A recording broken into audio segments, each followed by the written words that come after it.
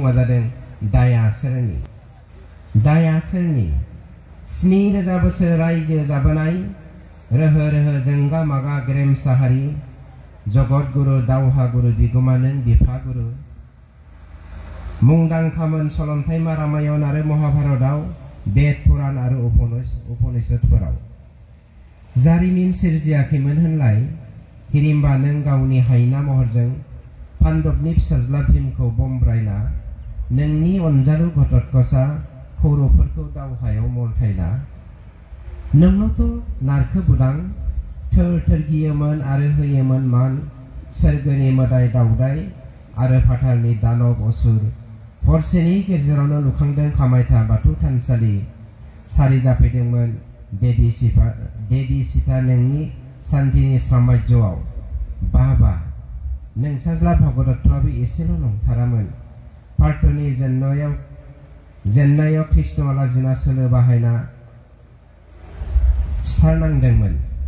गोजाम मुगानि सावगारिखौलाय नों आलादायै लुखांखादों। भास्कर बर्मननि भास्कर्यखौ नुना हिउएन सांआ सोमोहाबदों। नेपालनि राजा नैथि जयदेबआ नोंसाजो रायजो मुथिकजों बाथौ धोरोम दीक्षा होजादों। गोथार खेराइसालियाबो गायसनजादों। नोंनि जोंगा मागा आरो गोहोखौ नुना हर्षवर्धनआ बिसिगि खानो गोनां जादों। गेजेर मुगानि नुथायालाय बुंजाखाया। बुरलुंबुथुर जौहरजों बोहैख्लायबोनाय दैब्रां दैस्रां दैखं दैहं आरो सानास्रि आलो आलो जेराव नों आबाद मावोमोन नङामोन जेनेबो हाथासि।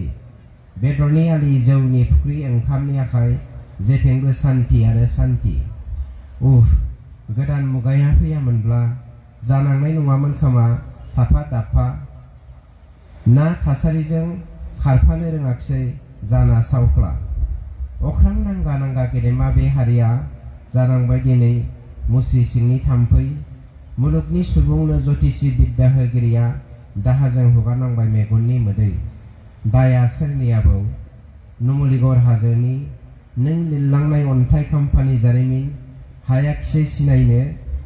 जाखोसो नामा आगर आखाइ थामहिनबा आजियाव नोलोनि होलांनाय आसार खान्थि गोदान मुगानि सोलोंथाइ फारिखान्थि मोननैनि बबे मोनसेया गोजामखौ नागारना गोरोन्थिखौ नाजावनायनि दाय ना गोदानखौ गोबाना गोजामथिखौ नेवसिनायनि दाय?